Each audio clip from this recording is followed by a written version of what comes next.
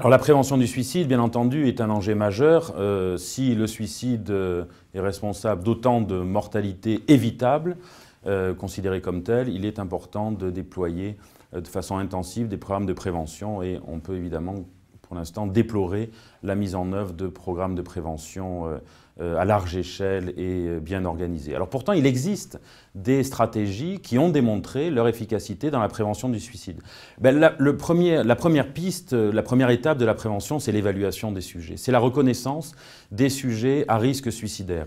Il faut savoir que la majorité des sujets qui a des idées de suicide ou qui a fait une tentative de suicide n'est pas suivi, n'est pas pris en charge, ni même, non seulement par les psychiatres ou le milieu psychiatrique, mais ni même par les médecins généralistes. Donc, ceci impose à la fois la formation des médecins, à les repérer, à aller rechercher les idées de suicide chez les patients déprimés, notamment, ou chez les patients évidemment susceptibles de présenter des idées de suicide ou d'être à risque suicidaire. Et vraiment, ceci impose d'être proactif, d'aller vers ces sujets, puisqu'il est extrêmement rare que les patients, spontanément, viennent consulter pour l'existence d'idées de suicide. Donc, premier temps de la prévention, c'est l'évaluation et vraiment incitons les médecins à aller rechercher auprès de leurs patients l'existence d'idées de suicide et l'existence de facteurs de risque suicidaire. Le deuxième élément, et qui a démontré son efficacité, formation des médecins à la dépression et au traitement de la dépression.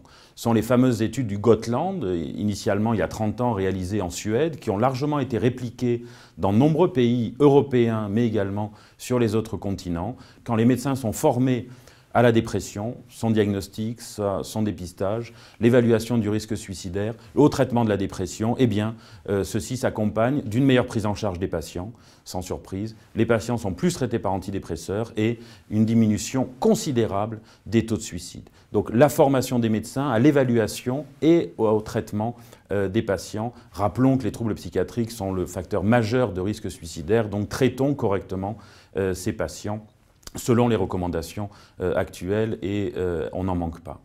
Un autre aspect, à côté des traitements médicamenteux du trouble psychiatrique, il existe des traitements qui semblent avoir un effet spécifique et probablement parce qu'ils ont un effet sur la vulnérabilité suicidaire spécifique. C'est l'exemple des sels de lithium. Le lithium qui est un traitement qui malheureusement tombe un peu en désuétude. Le lithium montre un effet de prévention du suicide chez les patients souffrant de troubles bipolaires et également chez les patients présentant des dépressions récurrentes. Donc il y a sûrement intérêt à prescrire du lithium, non pas pour le trouble de l'humeur, mais à viser prévention du suicide.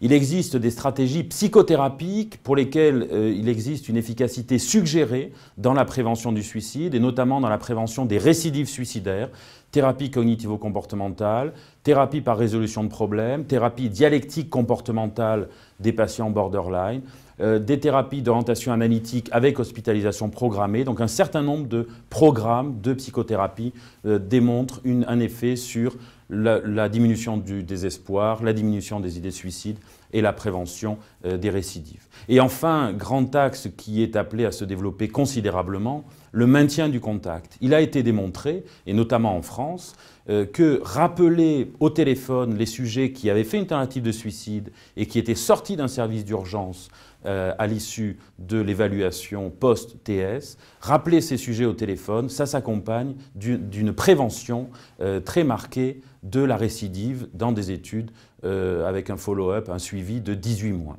Donc maintenir le contact est un élément primordial chez ces sujets qui spontanément ne recherchent pas les soins, puisque évidemment, par évidence, ils ont une propension accrue au passage à l'acte. Donc il est important de développer cet ensemble de stratégies médicamenteuses, psychothérapiques et d'organisation des soins pour aller au-devant des sujets, les maintenir dans le contact, dans le système de soins et tout ce qui peut permettre de développer la continuité des soins va dans le sens d'une prévention du suicide efficace.